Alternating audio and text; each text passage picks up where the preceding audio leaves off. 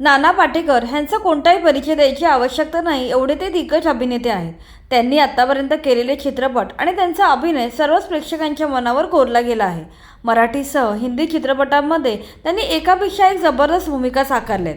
ते अभिनयासोबतच त्यांच्या वैयक्तिक आयुष्यामुळे कायम चर्चेत राहिले आहेत। नाना पाटेकर जास्त करून एकटे राहणं पसंत करतात। कामातून वेळ मिळाला की एका फकीर माणसासारखे गावाला जाऊन छोट्याशा घरात राहतात।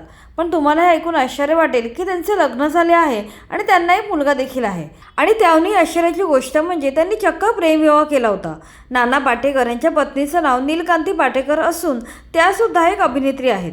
नाना जेव्हा अभिनय क्षेत्रात यायला धडपडत होते तेव्हा त्यांची ओळख नीलकांती यांच्याशी झाली। जात न पूछो साधू की या नाटकात ते दोघं एकत्र काम करायचे। या नाटकाच्या दौऱ्यावर असताना ते दोघे प्रेमात पडले। पुढे त्यांनी 1978 साली लग्न केलं। या काळात नाना पाटेकर खूप स्ट्रगल करत होते। यावेळी संसाराची सारी जबाबदारी नीलकांती यांनी घेतली। पुढे 1990 नंतर नाना हिंदी चित्रपटसृष्टीत स्थिरस्थावर झाले। बऱ्यापैकी पैसे मिळू लागले। पुढे त्यांना दुर्वास आणि मल्हार असे 2 मुलगे झाले। यापैकी त्यांचा मोठा मुलगा दुर्वास ह्याला जन्मजात अनेक गंभीर आजार होते। यामुळे 2.5 वर्षाचा असताना त्याचा मृत्यू झाला। मात्र त्यांचा दुसरा मुलगा मल्हार हुशार आणि चुणचुणीत होता। त्याने बालपणी नानांसोबत प्रहार या चित्रपटात काम केलं। छोटा मुलगा आणि ते दोघे असा त्यांचा सुखाचा संसार चालू होता।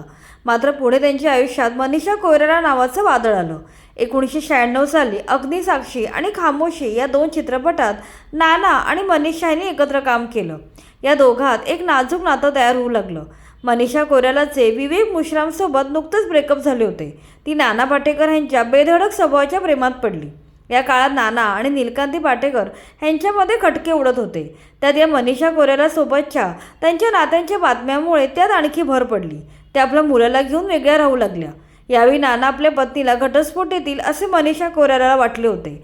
मात्र पुढे असे झाले नाही। नानांनी आपल्या पत्नीला घटस्फोट द्यायला नकार दिला। त्यांनी आपल्या पत्नीला आणि मुलाला पुन्हा आपल्या घरी आणले आणि आपल्या आईसोबत राहायला सांगितले आणि ते स्वतः दुसरीकडे एकटे राहू लागले। यामुळे मनीषा कोइराला आणि नाना यांचे नाते संपुष्टात आले। पुढे काही वर्षांनी नाना यांचं नाव अभिनेत्री आयेशा जुल्का हिच्यासोबत जोडले गेले। त्या काळी अनेक ठिकाणी नाना आणि आयेशा एकत्र पाहायला मिळत होते। या सर्वाला कंटाळून नीलकांती पुन्हा नानांपासून वेगळ्या राहू लागल्या। त्यांनी आपल्या मुलाला सोबत घेऊन नाना पाटेकर यांचं घर सोडलं। पुढे कित्येक वर्ष नाना आणि त्यांची आई असे दोघेच त्यांच्या घरी राहत होते। 2019ला नानांच्या आईचा 99व्या वर्षी मृत्यू झाला। आई गेल्यानंतर नाना आपल्या गावाला शिफ्ट झाले। आता शूटिंग नसेल तेव्हा ते आपल्या गावी मुरुडला जाऊन राहतात। नाना आणि नीलकांती यांनी अजूनही घटस्फोट घेतला नसला तरी अजूनही ते वेगळेच राहतात।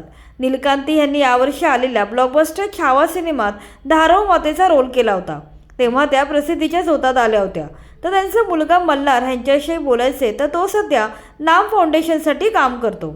अशा प्रकारे नाना पाटेकर यांचे वैयक्तिक आयुष्य कायम चढ उतारांनी भरलेले होते। नाना हे कधी सांसारिक व्यक्ती नव्हते।